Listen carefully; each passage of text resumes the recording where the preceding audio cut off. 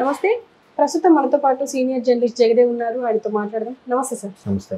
Sir, కల్కి cinema మీద చాలా మందికి హోప్స్ ఉన్నాయి. ఎందుకంటే సలార్ తర్వాత మళ్ళీ ఇంకో బ్లాక్ బస్టర్ రాబోతుంది ప్రభాస్కి అని చెప్పేసి చాలా మంది మాట్లాడుకుంటున్నారు.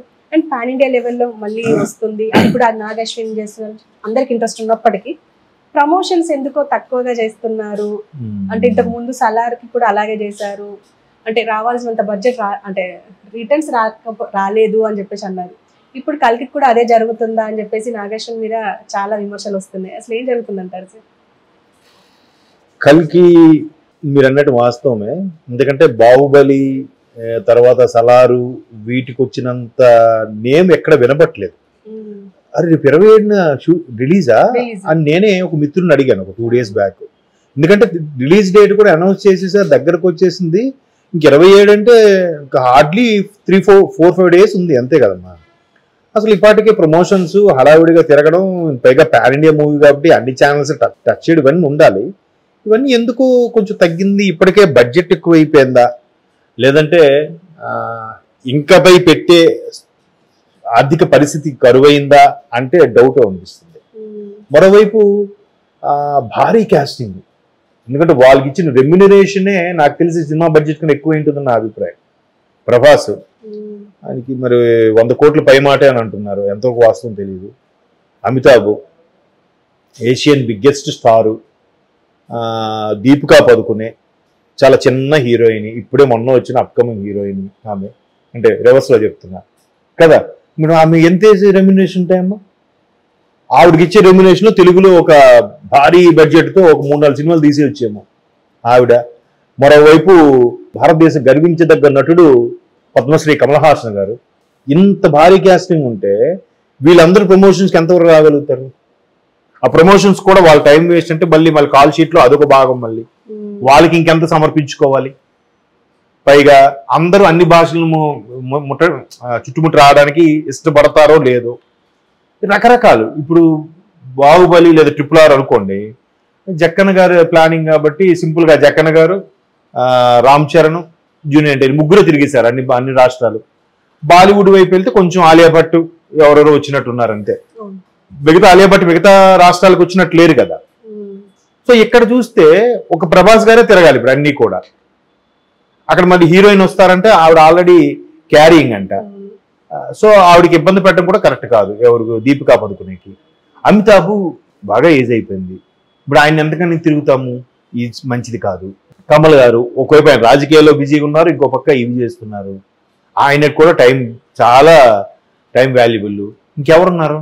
అయితే నాగశ్విన్, లేదంటే ఆమె ఎవరు దత్తుగారు అమ్మాయి స్వప్నానా ఆమెను మన ప్రభాస్ కలిసి తిరిగి అశ్విన్ గారు కలిసి మొత్తం అన్ని చేయాలి.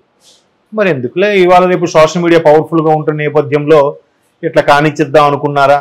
లేదంటే బడ్జెట్ కూడా ఇబ్బంది అయ్యుండొచ్చు, ఎందుకంటే భారీ కాస్టింగ్. అసలు మీరు కొంతమంది రెమ్యునరేషన్ వినైతే నేను షాక్ అయ్యాను. ప్రభాస్ గారిది కానీ, కమల్ గారిది కానీ, అమితాబ్ కానీ, మీరు అన్నట్టు దీపికా పదుకునే, ఇట్లాంటి స్టార్స్ చేస్తున్న ఒక మూవీ.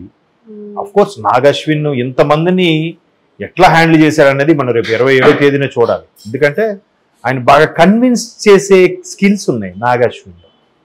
ఇప్పుడు మహానటి తీసుకుంటే సావిత్రి గారు దీనికి ఎడిక్ట్ అయిపోయారు అనేది చాలా కన్విన్సిబుల్గా చూపించగలిగారు ఆయన. అప్పటికే కొంతమంది విమర్శించారు, అంత మహానటిని అలా చూపించడం వల్ల ఉపయోగం ఏముంది, బ్యాడ్ అయిపోతాక విమర్శ వచ్చింది కదా. బట్ వాస్తవం అది.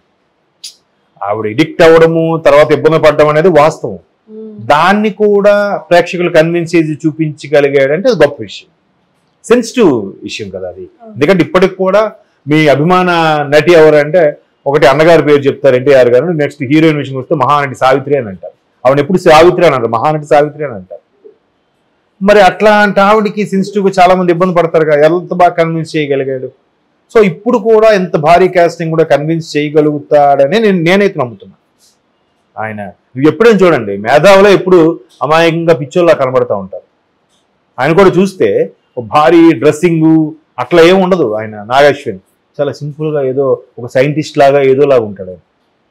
మరి ఇంతమంది స్టార్స్ని యాక్షన్ కట్ చెప్పాడంటే ఎంత స్కిల్ లేకపోతే, ఎంత బాగా నెరేట్ చేసుకోకపోతే వాళ్ళందరూ యాక్సెప్ట్ చేస్తారు ఆ కాన్సెప్ట్.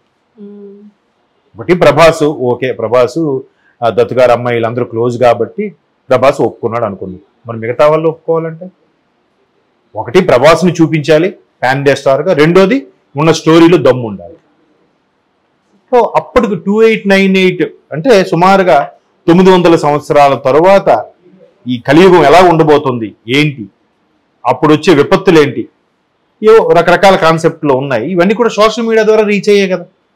సో అలా అనుకోని మరి ఇంకెందుకులే ఖర్చు పెట్టడం, ప్రీ రిలీజ్ ఈవెంట్ అని పెడతారో లేదో చూడాలి. ఆడియో ఫంక్షన్ ఏదో అయినట్టుంది కానీ అది ముంబైలో ఎక్కడో అయింది కదా, అప్పుడే దీపికా పదుకునే సమ్ క్యారింగ్ అన్నట్టుగా కూడా చూసాం. సో ఇట్లా మరి వాళ్ళ ఆలోచన విధానం ఎలా ఉందో తెలియదు. అఫ్ కోర్స్ ఇవాళ రేపు సోషల్ మీడియా చాలా పవర్ఫుల్ ఉంది కాబట్టి 100లో 80 మందికి వెళ్ళిపోతుంది because of social media network ద్వారా. 20% వెళ్ళకపోయినా ఆ 20% అంత ఇంట్రెస్ట్గా లేరేమో, వాళ్ళు చూడడానికి వస్తారో లేదో కూడా తెలియదు. తర్వాత రావాల్సిన థియేటర్లు వచ్చిన కలెక్షన్ కాక ఓటీటీలో ఆల్రెడీ ఇప్పటికే బిజినెస్ మార్కెట్ చేసేసుకుని ఉంటారు నాకు తెలిసి. ప్రభాస్ని చూపించో లేదంటే అమితాబ్ని చూపించో ఇంతమంది భారీ కాస్టింగ్. కాకపోతే మీరు అన్నట్టు గత సినిమాలతో పోల్చితే ఎందుకో భారీగా అది ట్రెండింగ్ చేయకుండా ఓన్లీ పలానా పాట ట్రెండింగ్ రా, పలానా సీన్ ట్రెండింగ్ అన్నట్టు ఏం లేదు. వచ్చింది, ట్రైలర్ రిలీజ్ అయిపోయింది, నడుస్తుంది, వెళ్తుంది. ఎందుకు అంత చేయట్లేదు అనే విషయం నాకు కూడా అదే డౌట్ వచ్చింది. ఏమో ఇట్లా కాస్ట్ కటింగ్ తగ్గించడానికి ఏదో కొత్త రకం స్టైల్ స్టార్ట్ చేశారేమో అని కూడా అనిపిస్తుంది నాకు. చూద్దాం మరి.